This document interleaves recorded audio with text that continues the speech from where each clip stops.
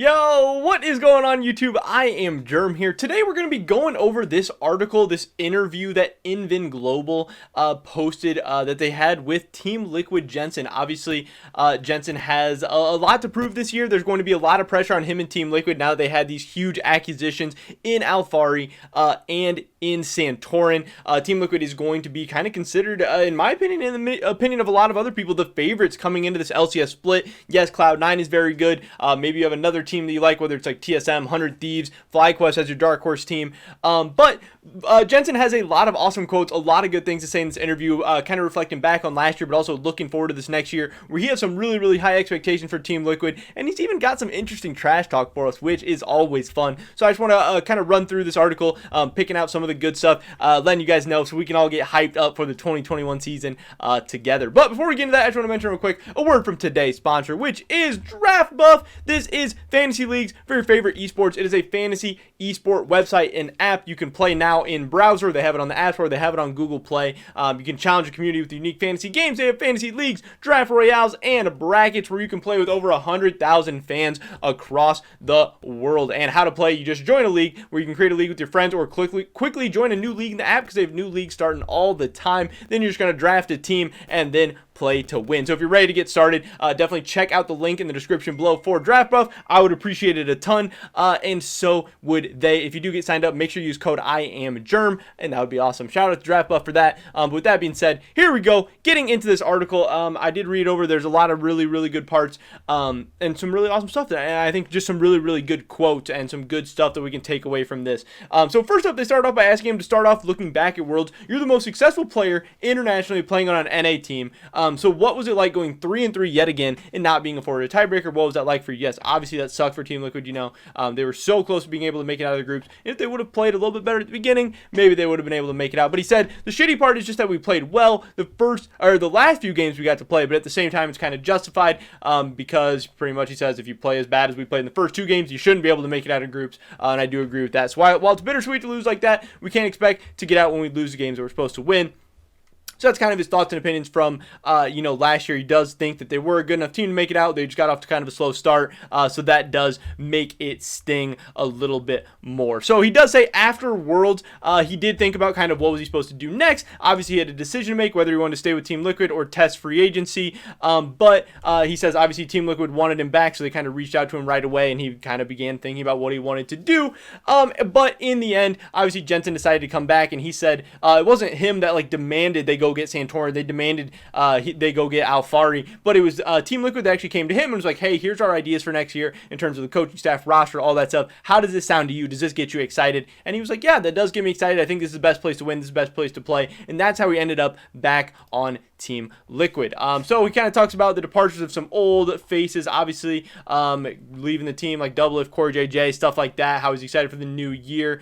So he says, they ask him, what is your expectation for what the team can do based on the coaching and player change you made this offseason? And he says, this is a big one here, I'm expecting us to win NA, which is an awesome line, an awesome quote. Obviously, he's super hyped up. He's super excited. And I do think he has reason to be, because whether or not this team does actually play to their potential and does actually win the LCS, they have the talent to do so for sure. I do think they're the best roster in NA on paper. Obviously, things are not played on paper. We'll have to see how that works out. But I do think he has a ton of reason to be confident. And Jensen's always a guy who's been confident, not afraid to trash talk in the past. So I'm not as surprised at all to hear him say that. But again, he's saying he's expecting to win NA. He thinks they should be able to do that pretty easily, but his expectations are about international play mainly. He's not really thinking too much about NA, so that's really what he's thinking about. He wants to be able to win Worlds, and that's really it. He's been playing for quite some time, and that's the only thing he has yet to do is win Worlds. And I get what he's saying. Obviously, that is the mindset of a ton of players, pretty much everyone other than new up and coming young guys who haven't won a domestic title or something yet. But for a guy like Jensen, obviously he's focused on Worlds, getting out of groups, making semis, making finals, and trying to win Worlds. But pretty spicy. He says he thinks he's going to win NA pretty easily, which is a good, it's a fun quote. If it works out, it's great. If it doesn't, people are going to, come back to this interview and use that against him and stuff, and that's fun too. I was curious to hear what his thoughts about Alphari would be. He does talk about that a little bit. They ask him, can you tell us some of your thoughts about Alphari? For the LCS fans who don't watch LEC, can you explain a little bit why him coming to Team Liquid is so exciting. And I know, a lot of LCS fans maybe haven't seen Alfari play a ton or even ever, so I thought this was a great question. He says from what he's seen, he seems to be a really good individual player who's also really flexible. He's hoping that he can help them win by bringing on different styles of play. It's really hard to say how things are going to turn out, which I do agree with, but he seems to be a very, very well-rounded player that's pretty much good at any sort of style. It'll be interesting to see how we can develop with him. So I agree with all that stuff Jensen said, and I think those are all the reasons why North American fans and specifically Team Liquid fans should be excited for this guy. Impact was kind of, I'm going to try and zoom in on this a little bit too. I think it should hopefully make it a little bit easier to read and everything. Impact was maybe a little bit more one-dimensional. Obviously, people saying that, he's obviously this tank player, this weak side player. And Alfari seems to be able to do that, but he also does seem to be able to play the lane kingdom, lane bully, carry style a little bit more. I think that's interesting. And I also do definitely agree. He is a very, very strong individual player. He's obviously coming off a split where he finished last place in the LEC. So maybe there's still some things to be proven there. People still are going to have their doubts, and probably rightfully so. But he is an insanely talented player, and I do think he will bring more flexibility to Team Liquid. And I think this is a team that has been very, very, very one-dimensional in the past. So I think having more options is going to be great. So not only do I think Alfari is probably just a better individual player than Impact at this point in both their careers, I think he's a better fit for Team Liquid overall. So I think Liquid fans should be excited for that, and I'm definitely excited to get to see him play. Also, they go on to ask him, it seems like the LCS is going to be another top-heavy region again with 2 or 3 teams that seem solidly above the rest. What does that do for the region? Are you concerned about the level of play you'll have in the regular season to prepare for Worlds? And he said, it's hard to say, but ideally you have a region where all the teams are super competitive, or at least a few really, really good teams. That was something they didn't have last year, which sucks, right? He says they had C9 in spring, and yes, C9 were great, but in the summer split, there was no really good teams, and I completely agree with that, because, Team Liquid, they went on to have this great regular season in the summer, but then they weren't even able to win the title, and who ends up winning the title? None other than TSM, who didn't have that great of a regular season, and then we see they go on to go 0-6 at Worlds, and that was supposedly the best of the best in the North American playoffs. Yes, they weren't the best in the regular season, but they beat everybody in the playoffs, and then they go 0-6 at Worlds. That just shows how kind of down NA was overall last year. I mean, Biofrost and Doublelift looked bad, Bjergsen looked great, and Speaker looked good, and Broken Blade looked good, but the TSM team never really meshed together, and they had 2 clear weaknesses in the bot lane, and they were still able to win an LCS title, which was pretty crazy. It just kind of shows how down the LCS was overall last year. But a ton of new teams, made huge changes in the offseason. A lot of big new faces coming in, a lot of big names coming in, a lot of money being spent. So stuff could change very, very fast. Just because NA didn't look good in the summer split last year doesn't mean they have to be bad again. But yeah, we'll see. We're hopeful. He does say also, he just says just that, he's hopeful that next year they'll have a competitive region. It definitely makes it harder when you get to Worlds if the good teams in NA aren't really good. And I definitely agree with that. You want to practice against the best of the best. That definitely helps you improve over time, definitely makes you all better.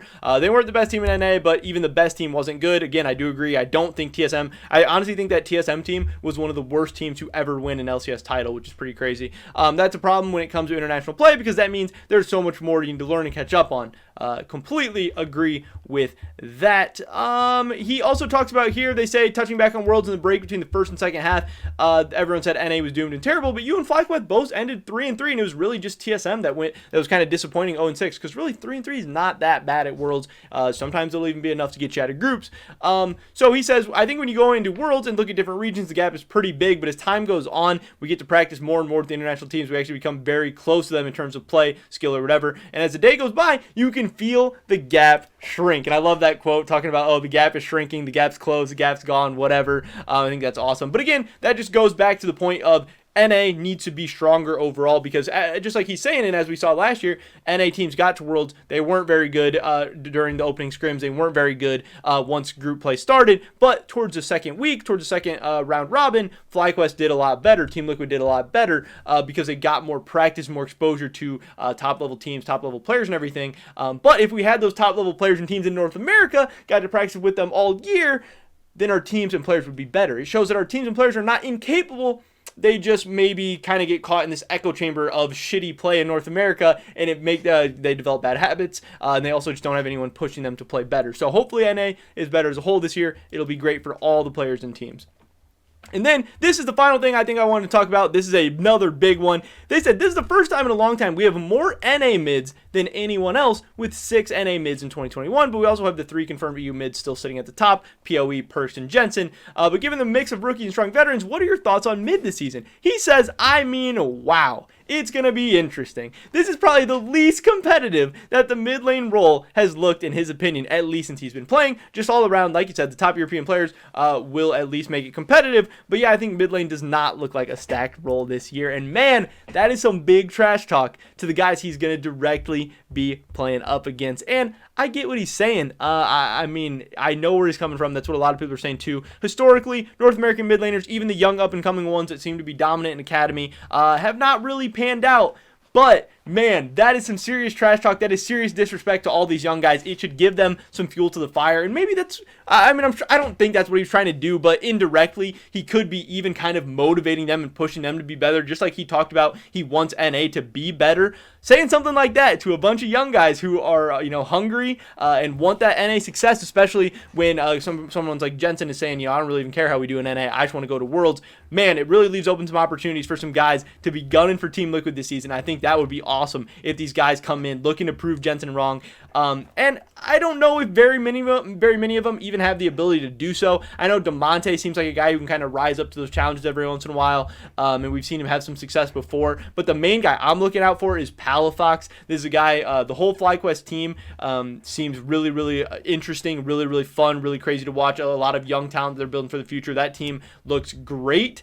But also, Palafox got some looks from LEC teams this offseason, and if you guys know how good European mid laners are, the fact that European teams were looking at an NA Academy mid laner potentially for starting spots over in Europe just should show you how good people think this guy is or can be. And man, that'd be cool if Palafox can kind of push himself up into this kind of echelon of like Jensen, Perks, and Power of Evil, compete with those European mid laners at the very, very top. But yeah, like Jensen says, wow, mid lane looks rough in NA this year. And I just thought that was hilarious, but I thought it was a good quote. And I love how open and honest he is being about everything. But that is pretty much it for the video today, guys. That is all I have for you. Definitely drop a like if you enjoy it. It helps me out a ton with the YouTube algorithm, help my videos get out to more people. I would appreciate it a ton. Leave a comment down below. What do you think about anything that we covered in this video? Do you think Jensen's a little overconfident? Do you think he's being a little cocky? Or do you think he's justified in all the stuff he's saying? Do you think Team Liquid will easily be able to win the title? Do you think they'll be able to do well at Worlds? And do you think that the mid lane talent pool in NA this year looks pretty trash? I'd love to hear your guys' thoughts and opinions on anything we talked about. Definitely subscribe to stay up to date on all my latest content. Remember to check out Draft Buff. Use code IamGerm if you do get signed up.